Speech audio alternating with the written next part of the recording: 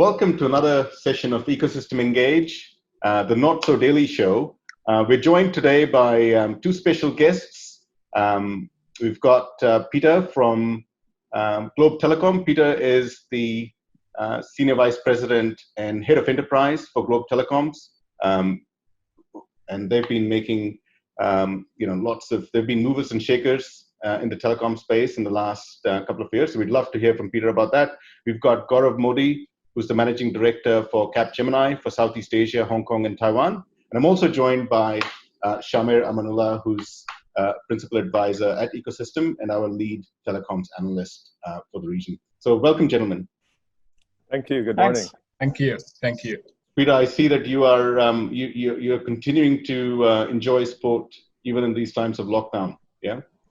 Yes, I changed my virtual screen every week just to make sure that I'm just not going crazy being cooped up in the same desk and room every day. And so look, we want to chat about lots of exciting things around developments in the telecom sector, digital transformation and how digital can help with the socio-economic healing process for societies, for businesses, for economies.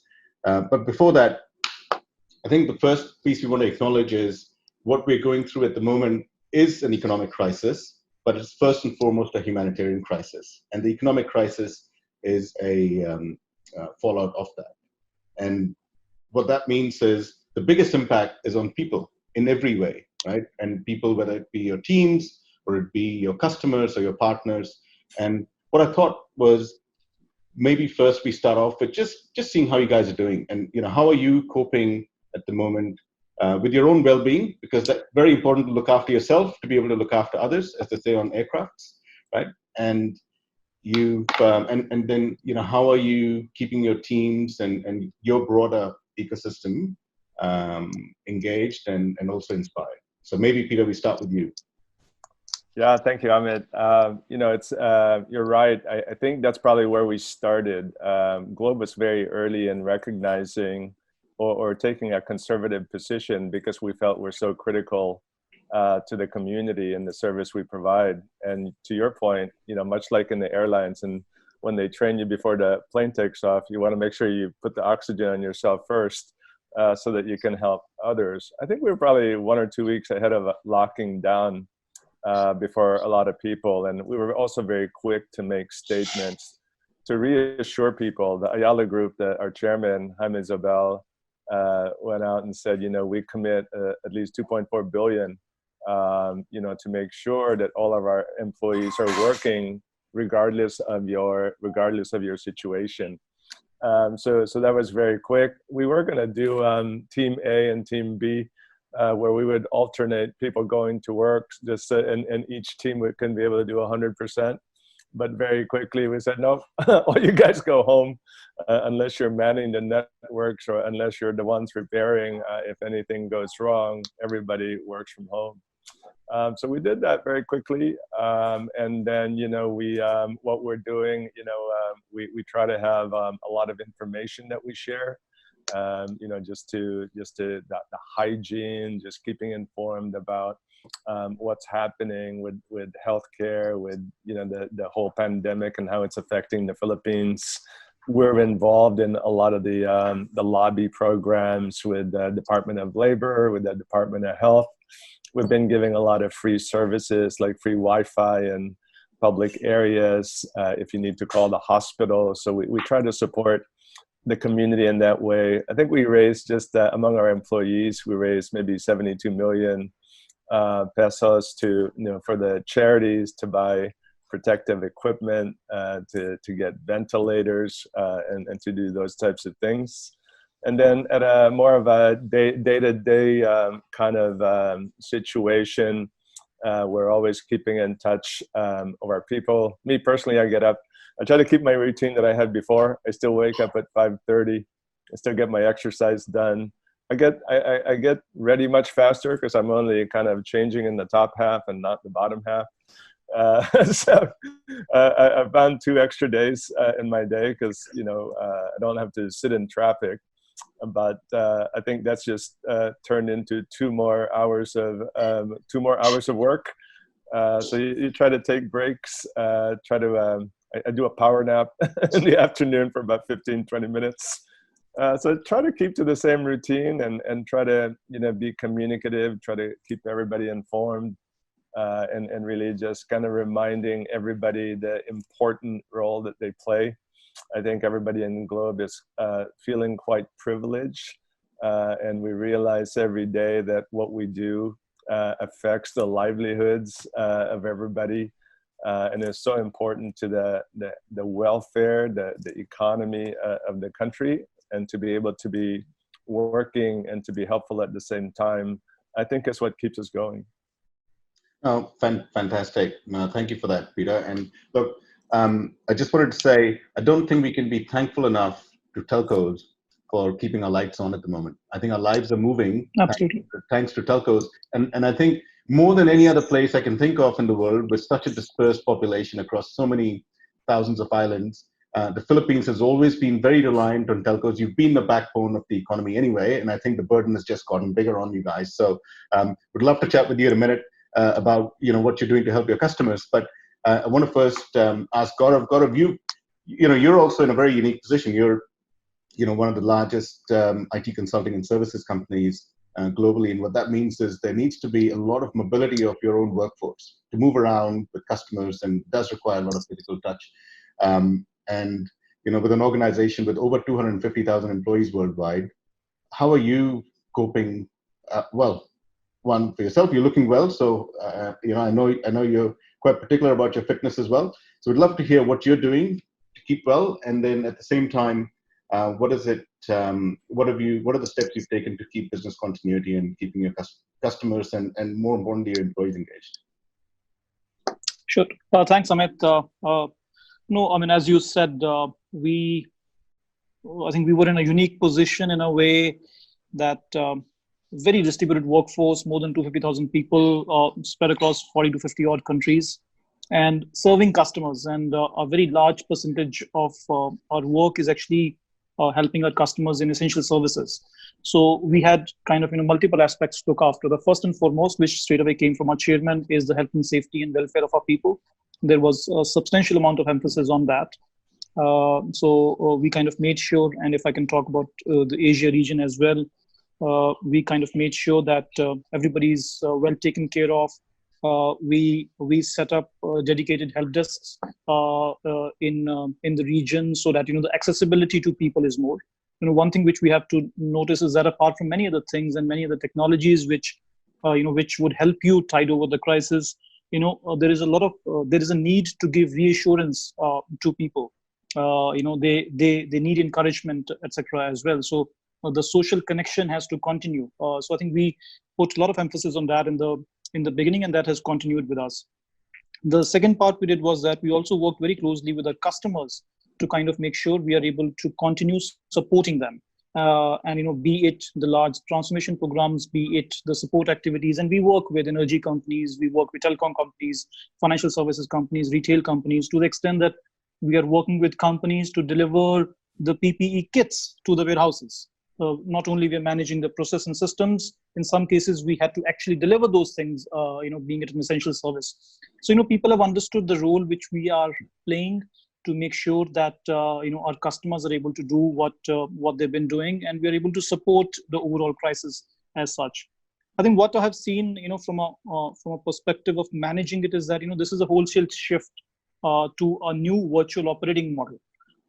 If you look at some of the matrices, right? I mean, US workforce especially, there is anywhere between 35 to 40% people who used to work from homes.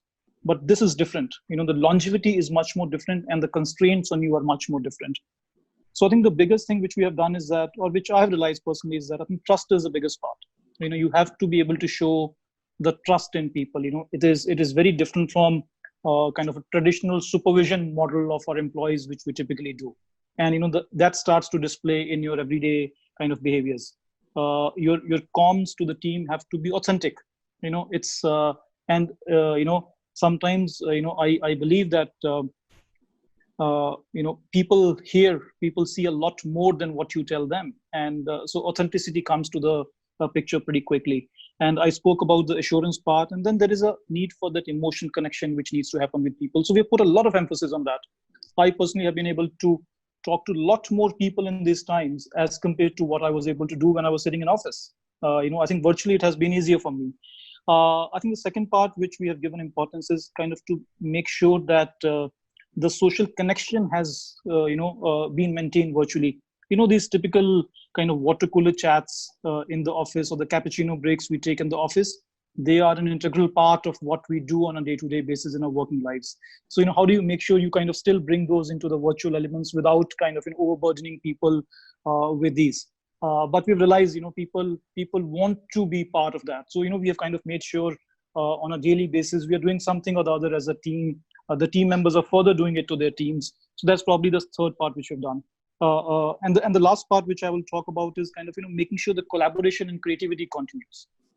Tools are of course important, and you have to see how you can ensure. We have had situations in which we have conducted workshops for 200 people virtually with our customers, with breakout sessions.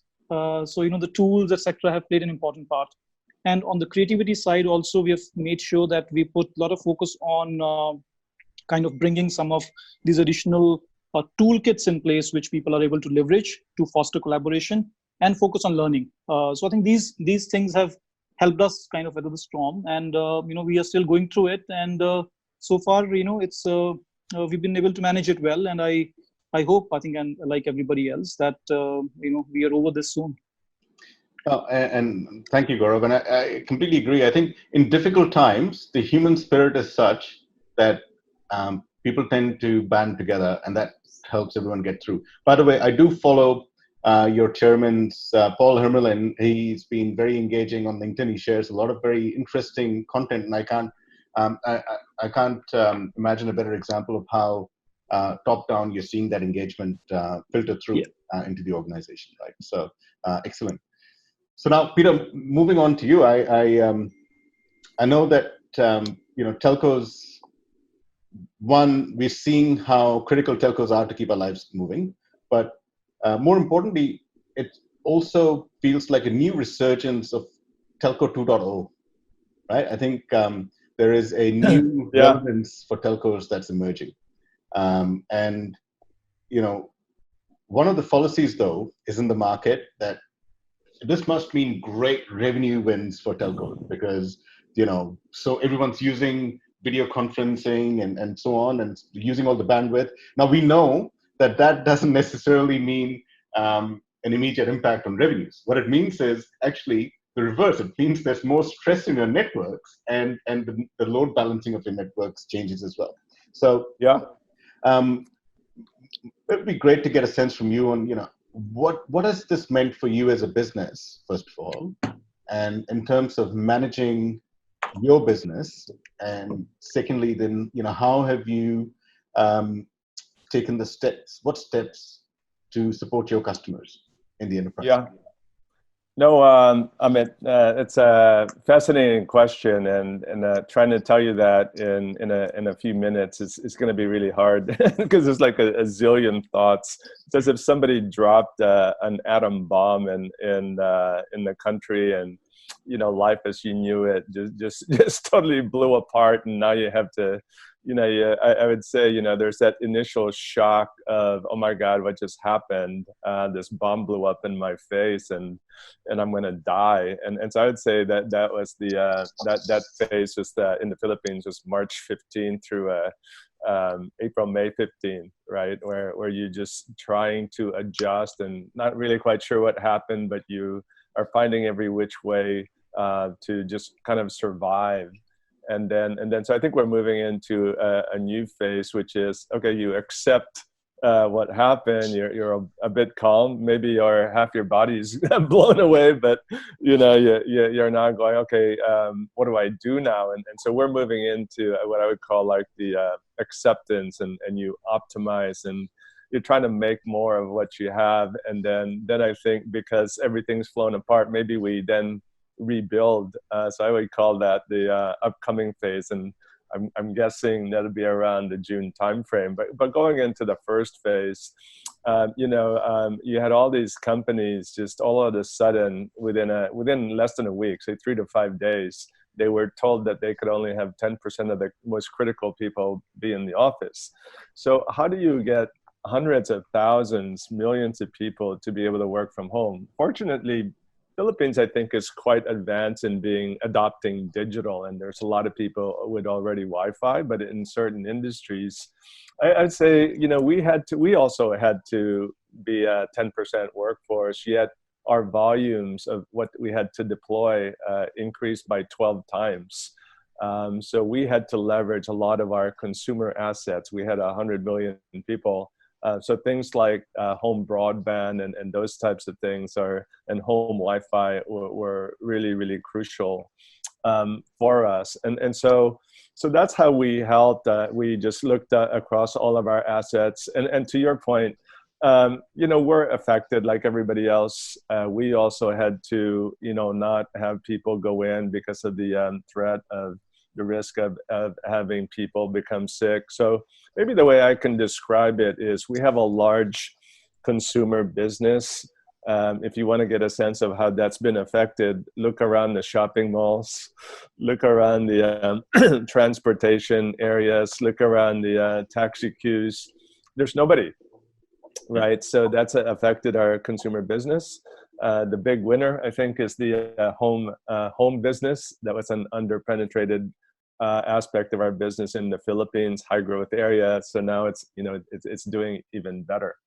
On the business side, the small business, that there's these studies that say restaurants couldn't last more than 2 weeks of being shut down. And I think today 40 to 50% of small businesses are actually shut down, and maybe 20% of those are going to be bankrupt. So that's going to be a big impact on that division. And then on the enterprise side, we are probably more representative of the whole economy and how GDP is doing. So there's winners and losers. So the tourism, travel, the most significantly affected. BPOs maybe somewhere in the middle. And then of course the more digital you are, the more able you are to adapt. And so we're probably gonna, we gave a guidance in Q2 during our stockholders meeting that we expected a low double digits decline in Q2. So we're hoping for perhaps not a V type of recovery, maybe a longer U. So that's the kind of how we're seeing it, Amit, and how we're trying to cope and help everybody else cope also. Yeah, no, and look, I think on that point, I think it's some of the challenges you're facing are unique to the Philippines, but obviously some are quite common it's a common theme across all markets with telcos. So maybe a thought for Shamir to share his perspective on what you're seeing in general, Shamir, from a telecom standpoint. What are some of the biggest challenges and how are they overcoming it? Thank you, Amit. I think prior to that, the discussion was on the organizations and the leadership. I think the leadership and empathy is something that I've seen with respect to Capgemini. I was listening to the financial presentation from the COO, Aimin Azan, and he was the most different one that I've seen ever, probably. It didn't come across as any financial updates. It came across as a lot of human element, a lot of value proposition to the customers. And something very interesting is that I think we spoke about telcos, going across the horizontals of the economy, right? And digital and cloud being 50% of Capgemini's business is a great indication. And with respect to Globe, I think also there was a recent announcement on the Q1 numbers, and revenue and EBITDA seem to be very stable, which is good. But obviously, as Peter pointed out, Q2 will probably show the impact of COVID somewhat, right? But Q1, in comparison to 2019, there was an EBITDA increase of 1% up. So clearly, the organization is resilient to deal with difficulties that COVID is providing. I think a general view is, yes, traffic has gone up. I think location of usage has shifted entirely from the CBDs to residential. Therefore, QoS and the integrity of the network, the efficiency of the network, all of that comes into play. I think Philippines has got a huge BPO market, some 1.3 million people or so. And, to actually shift, Peter pointed out this bomb scenario, which is true. I think many people have a disaster recovery plan, business continuity plan, but none of them anticipated millions of people working from homes. And that brings about a separate set of challenges, with regards to access, of space at home, actually, to operate from, in a decent manner, and of course cybersecurity as well. So yes, so the homes are an office, they're a school, they're entertainment place, all of it put together. And I think one of the things I noticed about the Philippines, which is very interesting with respect to COVID, is that there was a recent study from Google and retail, groceries, visits to parks, transportation. Philippines seem to have a bigger downturn on them. All of them have suffered, no doubt, in comparison to Indonesia, Malaysia, Singapore, Thailand, and whatnot. But 78% drop in retail.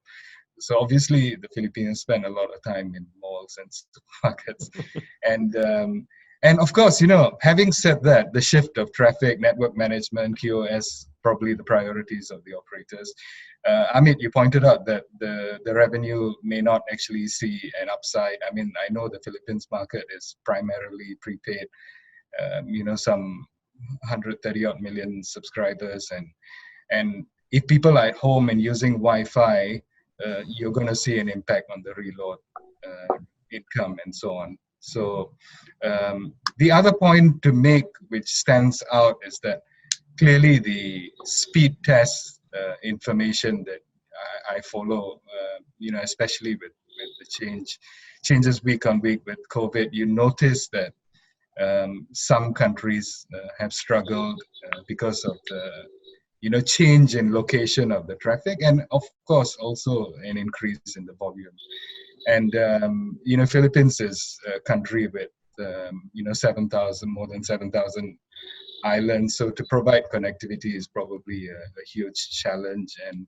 And congratulations, Globe was the first in Southeast Asia to roll out 5G, and probably helped by the fact that the 3.5 gigahertz, unlike most of their neighbors, is not really used for fixed satellite, earth stations and whatnot. So Philippines was able to do it earlier, and Globe was the front runner in that sense. And I think the SEA Games also saw a showcase that was very interesting. And I think the price points as well, I found it very interesting that Globe had priced the packages for their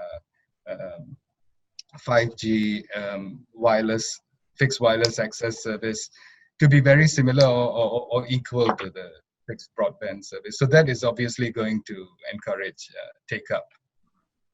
Yeah, and we are So going maybe to. Amit, Sorry, I was just going to say we are going to touch on that 5G one. That's very key because I think there's lots of learnings, Peter, you can share with us on that.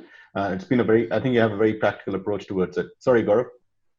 sorry, I think I was just picking up from what Shamit said, and I think Globe has been pretty phenomenal in terms of managing such a distributed kind of connectivity challenge, supporting a massive consumer base, and the traffic patterns kind of moving away from, say, CBDs to the remote areas, and kind of supporting work from home. And we recently kind of did a fairly intensive research in the last 2 months in terms of the challenges and some of the responses from the telco operators. And I'll probably share a few points, and I'm also keen to just get your views, Shamir and Peter, in terms of where you see some of the challenges. If I kind of look at the top 3 or 4 things which we saw, one is that I think once we get out of this post-peak COVID in a way. I think the shopping experiences, especially from a telco shops perspective, would have to be redefined. There is obviously going to be a massive backlog of customers wanting to interact with you. I think that's something which obviously has to be cleared.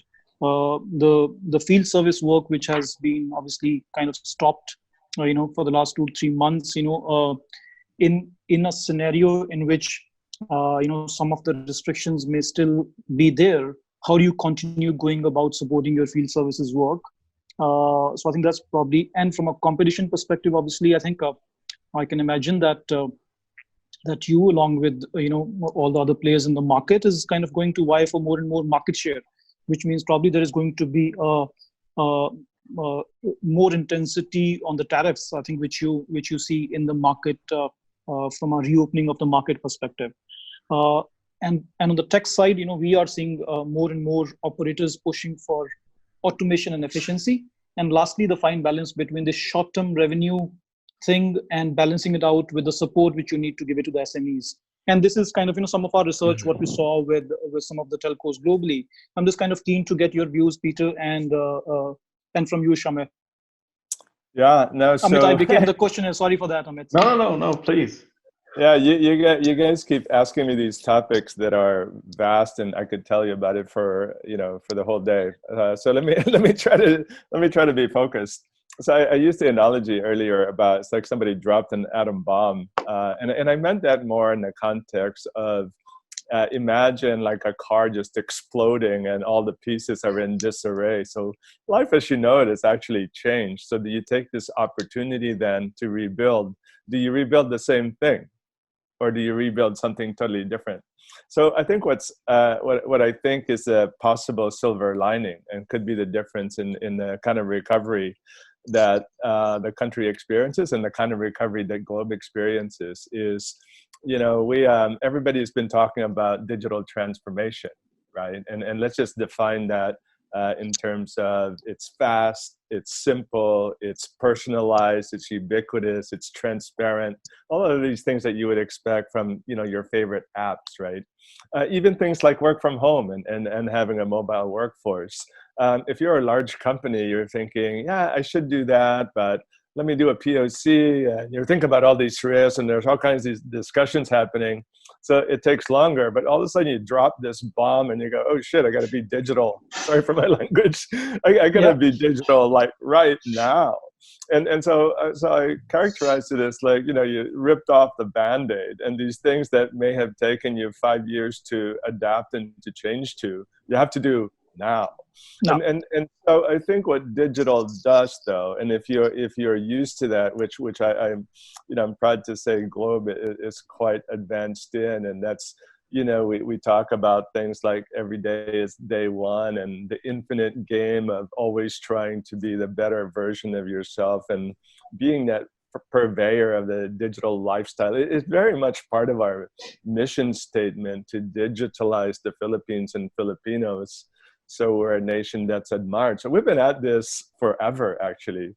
So the silver lining for us is, instead of building this human being, I think I'm going to be the bionic man. And how do I automate everywhere I can automate? And how can I use AI where I can use AI? So things like 5G, we're very, very fortunate that we've been in that journey for a long time. We've been in a cloud-first journey since 2014. We are the largest customer of AWS. So just 90% of the things that we deploy go straight to the cloud, and all of our applications are very deliberate around cloud native. And things around cybersecurity, that journey also started in 2014.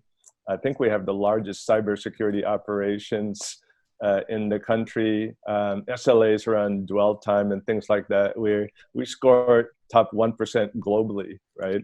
So I think that the next phase and the silver lining is, how do you then digitalize and take these experiences that Globe has, and how do we then put that out and partner with our customers to help them become that digital company? And because I think digital, what I would say on the enterprise side is, it pulls and protects connectivity. There's no cloud discussion without a network discussion. There's no cloud discussion without a cybersecurity discussion. And a digital business model kind of generates so much insights so that you can operate better, but also service your customers better. So I think these are drivers of perhaps a potential faster recovery than if you were just going to go back to what you were doing before. So perhaps that'll be the silver lining. Perfect. Yeah. And I think the key changes, right? If you like, digital transformation has been driven by COVID, and less so by the CEO or the CIO. And you're right.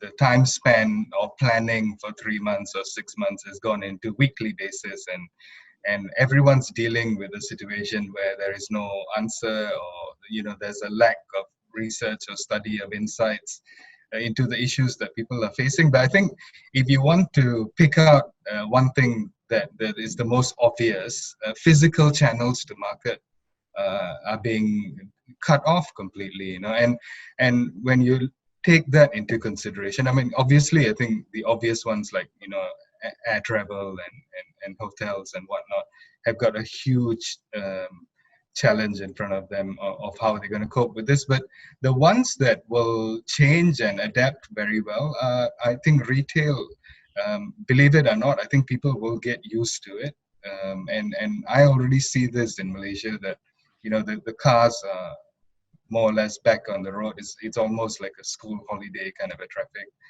I was talking to a friend who was in one of the biggest malls in the country, and he said that most of the shops are actually open. But I think what's interesting is to marry the digital experience with the physical experience. The fact that all of this digital transformation is happening, I think the e-commerce sector is going to be driven in a huge way.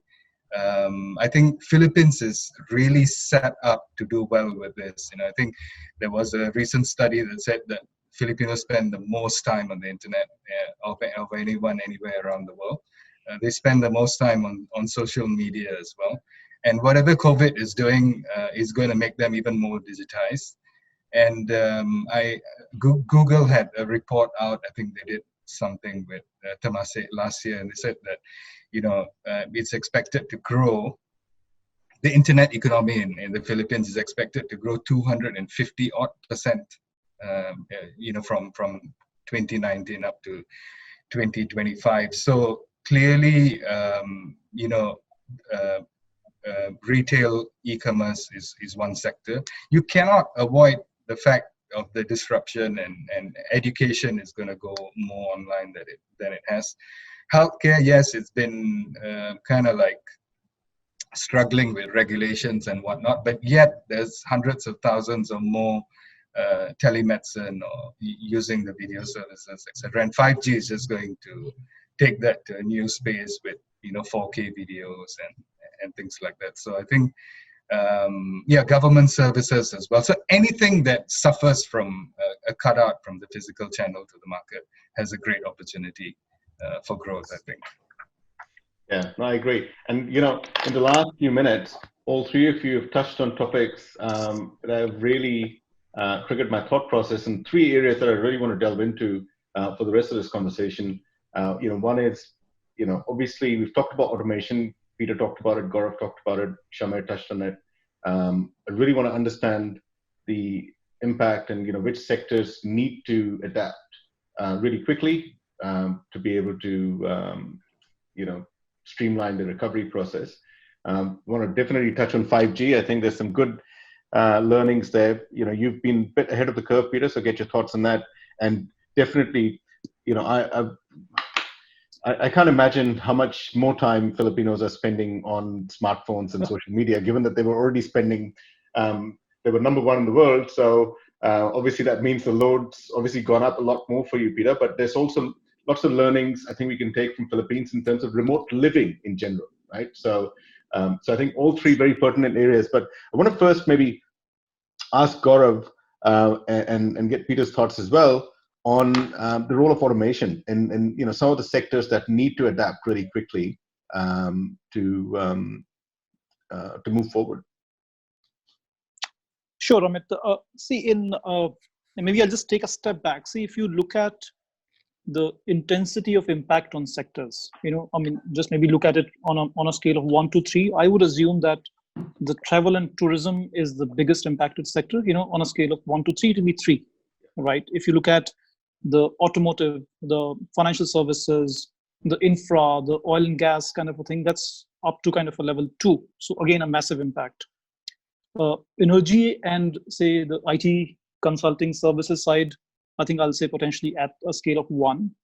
And on the pharma side, etc., I would say it's at least 1 positive. It's kind of you see a potential upside there. Now, when we talk about, and in my view, I think if you kind of try to structure the recovery into 3 zones, the first phase, I think, which everybody's over was kind of a rapid response, kind of making sure you safeguard your employees, you kind of make sure continuity of services maintained. I think we're over that phase. We are in the phase 2 of it, and I think Peter was alluding to that as well.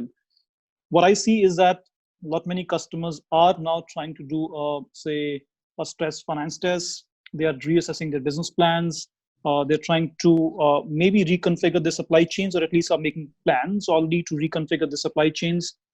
There is obviously, once the phase 1 is over, they are now thinking about where am I going to get my revenues in the short term, in the medium term.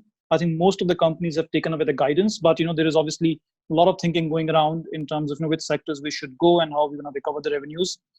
And if I see the third phase, and some of the impacts on SMEs are already visible. I think Peter said, I think 20-25% kind of organizations would go bankrupt.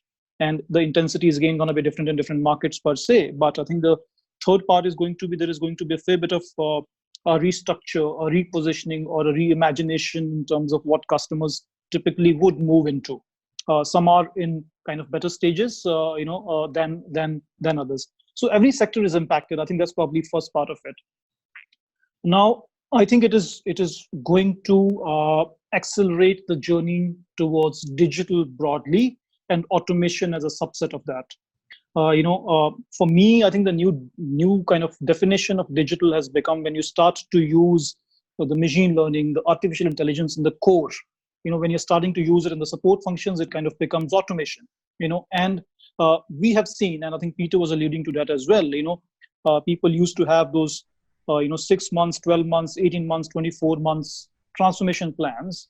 I've had discussions with customers where something which was in 24-month bucket has actually moved to do it now and do it immediately, right? Now, would everybody be able to do that? I think the answer is no, because it is obviously a function of cash flows and how responsive your boards and management are going to be. But I think there is going to be a lot more effort which would go into making sure your front-end channels, physical and digital, customers are able to bring synthesis into that. And there are a lot of use cases around automation. If you look at, say, a contact center part, a customer service part, a massive opportunity there to kind of bring it together. There is going to be a massive amount of effort which would go into optimizing your backend costs. So, and again, standard use cases, you just need to accelerate it. People were doing it in isolation modes, different parts of the business were kind of taking their own ad hoc measures.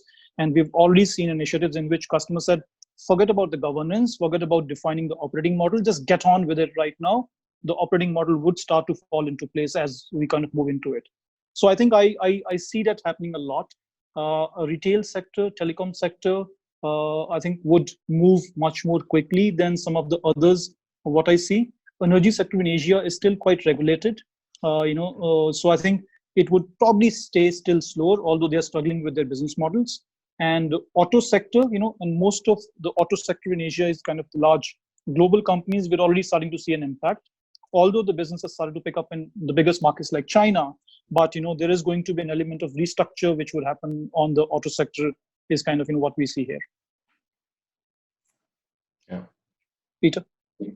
Gaurav, Amit, maybe if I could maybe touch on one of the areas that we're most excited about is in the banking and the fintech space.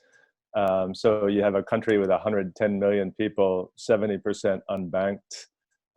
So we have this company called Mint, which is a joint venture with Ayala, Globe, and Ant Financial of Alibaba Group. And by perspective, you just to open a bank account, you have to fill out all this paper, and they do these investigations on you and whatnot. It takes a bit of time. On Gcash, you have a phone number, and you have an account. And our view, and we talk about AI and those types of things. Just your behavior on your usage, just the amount in which you load up and what you pay on your phone bill, to us is actually probably an even better proxy for credit behavior. So our app is increasingly becoming this super app that gives you 4.1% investment return without a minimum balance, and you can get a loan based on your G score. And now it's tied to the different bank accounts, so you can have many places to load in and out, and have tens of thousands of merchants that are part of this system. So when you talk about automation being impactful, I think financial inclusion and bringing more Filipinos into the economy is a wonderful example, actually, of what digitalization, automation, AI can do. So that would be that one's. We've got 30 million subscribers now, and during the pandemic, that usage has increased 70%. So we're increasingly putting new apps. I think you can even plant a tree now just to have our, the echo play, right? So that would be an example. That's a great example to share. I'm really glad you shared that. Interestingly, Peter, as you guys know, Ecosystem was the thought leadership partner for the Singapore FinTech Festival, and appointed by the Monetary Authority of Singapore. And actually, your example you just shared was shared as a case study of inclusion, and specifically in one of the global leaders roundtables that we ran. So I think that's a great example. Really glad you shared that. Shamir, anything you want to add on the automation piece? Because I know you're itching to talk about 5G, but I thought I know. I do want to talk about 5G, if you guys will allow me to. Yeah, I mean, I agree with all those points, and I think the Philippines Gcash case study is interesting. I read about it myself, and which also means that the regulatory environment is very relaxed and is promoting it. It can't be said for some other countries. I think there's more bureaucracy and red tape. Even though I think telcos have used this, to have a pay kind of a service, but clearly, Gcash has done very well, and I think it ties in beautifully to whatever that they will be doing with respect to e-commerce and whatnot. I think another thing I think Philippines does have a very practical approach towards banking, right? I mean, there was in sort of pre-smartphone days when people were still using feature phones. You could use text messages for banking. In Philippines, right? So I think there's a lot of learnings there from the economy and regulation, as well as from what you guys are doing at Globe. Sorry, Shamir. Yeah, I mean that was basically the point. I think the economy and the population are very digital, and now really it's about probably getting the infrastructure up to scratch and to make sure that whether it's fixed or 5G mobile services, they ramp up on the quality of services, which the population is hungry for. And I think Ecosystem did a study, and on propensity of Southeast Asian enterprises to adopt 5G, and the Philippines was very high up, more than 50% intended to do so. And so I think it's a population that is very hungry for new things, and I actually see a lot of similarities between the Filipinos and the Indians. Very resourceful, very resilient people, and I'm sure that they will adopt most of the things that come their way. Yeah. So on the topic of 5G, from a practical standpoint, in the enterprise space, I mean, where are the big opportunities we see that will actually help reshape how we do things in the future? Well, I think if you break down into services, you're looking at 5G is going to be different in the sense that you're going to get theoretically at least 20 times the speed. You're going to get a lot more connections. The network provider will be able to offer tailored services. They call it slicing, whether you want bandwidth or whether you want latency or whether you want services like street lighting or smart metering, where a longer battery power usage and so on. I think the Philippines has moved on to fixed wireless access. I think most of ASEAN has tremendous opportunity in that space. And maybe it is very reflective of how the geography of the country is as well, with the 7,000 islands and which makes it very complex, I understand that, from tower companies, for example, that there's some 50,000 barangays, and which is a real complex situation to go and set up infrastructure, and a lot of the backhaul is on microwave as well, and it might be illogical in some instances and very expensive, and it's going to take a long time to put fiber together. But that is going to test, the strength of the network and the quality of the services ultimately, right? I think one of the key sectors for the Philippines being the BPO, and Peter was talking about it the other day, where is setting up the Amazon workforce, for example, setting up security services, taking them out of their call center environment into homes, adjusting all these new norms that they're working with. It's something that is a tremendous shift in terms of the load in the infrastructure, etc. So the call center industry is also might be facing a challenge, in its own way with COVID, because there's a lot more automation that will take place, chatbots, etc., which means that there might be less requirement for people, etc. So another area clearly is manufacturing, and I think enterprises see this as a means to where the operator actually sets up private 5G network within the premises, and they're able to actually define the levels of service in respect to speed, latency, etc., etc. But maybe that's some way away. I think Philippines will see a lot of consumer adoption. I'm sure Globe sees this in their data. And I very interesting to read. The Philippines Amusement and Gaming Corp was saying that in 2019 they generated an income of 1.5 billion, and both the duopoly, if you like, of Globe and Smart have really participated in esports and gaming, and there's a national competition, and so that's socially a very unique thing, as someone who looks at the region. So so I think the consumer business is going to be probably very strong as well, and people might actually want to pay a little bit more than the other countries that we've looked at. Yeah. So I think, Shamir, Amit, if I may just say before I kind of pass it on to Peter, maybe just one point, Shamir, I think on the automation part. See, we have a maybe slightly different opinion, I think, or maybe on the same lines, but see, one of the fallacies which I think people assume when they talk about automation is that I think they assume there is only a certain amount of work to be done. I personally don't believe that. I think there is as much work as you want to do, depending upon the resources and the time and the skill sets, etc. So, automation from that perspective is not going to cut down on the number of jobs per se.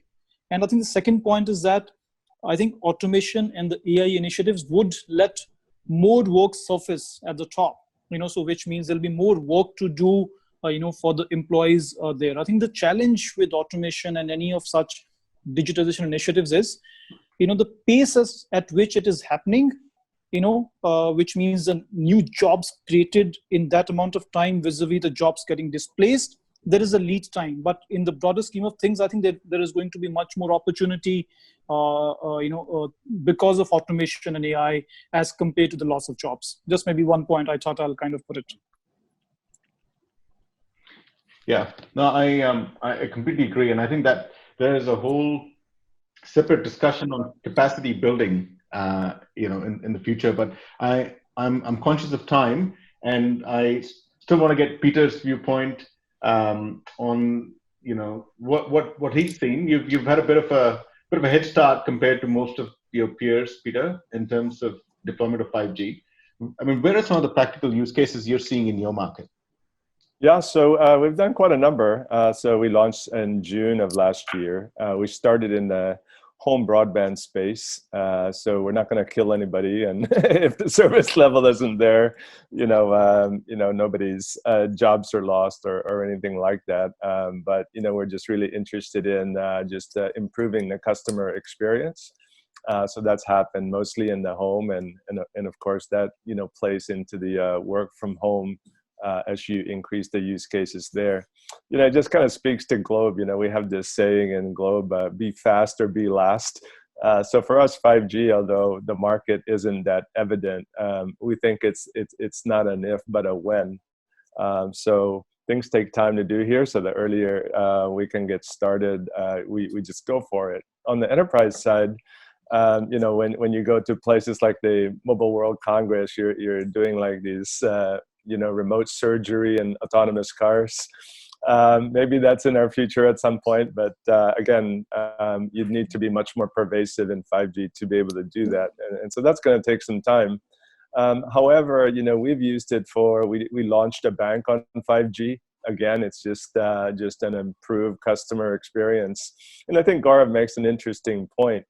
In yesterday's model, you only know what you know, but when the technology totally changes, you realize that you can do so much more. So the more bandwidth and the higher the speeds, of course, it just continues to expand the possibilities. I agree that I think private networks is probably a logical way to start, and I think capabilities like network slicing, because there are some spectrum regulations that you got to be mindful about. But if you can imagine, especially the more intense manufacturing and logistics companies, so you can apply things like geo-fencing. You can, just a much more intense signal with lower latency. So things are moving. Then when I'm reminded by the Amazon, I was in an Amazon facility and things are just running around all on their own. It takes a lot of bandwidth and a lot of low latency to be able to do that in a very precise manner. Imagine drones flying around so that you don't have all these security guards walking around and doing their inspection. You can go on the rooftop and look at things and see things in a vantage point that you've never seen before. You can sync up with logistics companies and, better time your just-in-time kind of manufacturing and inventory. So we see that a lot. We see a lot of those types of opportunities in manufacturing, industrial, and logistics space. Expect to see it a lot in the retail and healthcare space as well. So I think it's going to be a long runway. And it's really just going to find a way to showcase and show the possibilities. So that's an area that we're very excited about. Oh, great. And look, we touched on a lot of things, and we started this discussion with the impact on people, right? So I wanted to close this on is this an opportunity for governments and perhaps the private sector to work together on to seize the moment and improve, services relating to remote care, remote health. You talked about, remote surgery, probably not so much at the moment, but one of the challenges we've seen with the COVID crisis is there are people who are sick in other ways outside of just COVID, right? But they're getting neglected. And perhaps there needs to be provision made so that people are able to get some basic remote care and remote telemedicine services easily, access to those, access to remote learning. I mean, we're seeing that's entire sector, the education sector is transforming. So do you see any opportunities specifically around that for private sector companies as well as governments, perhaps? Just to answer from the globe side, absolutely. We have a company called Ayala Education with 60,000 students. So again, just the streaming of the content is huge. We own a company called AC Healthcare, and we do have a telemedicine platform. So giving access to low-cost healthcare is huge for the government. So there's a lot of public healthcare and educational facilities. So I think they're going to be a huge beneficiary. We've been giving away free Wi-Fi, as I mentioned earlier, but we're also giving those GCash cards. So Makati here, I think, are up to 100,000 GCash accounts where they've consolidated as the ID card. You can get into and use the hospital and get a discount.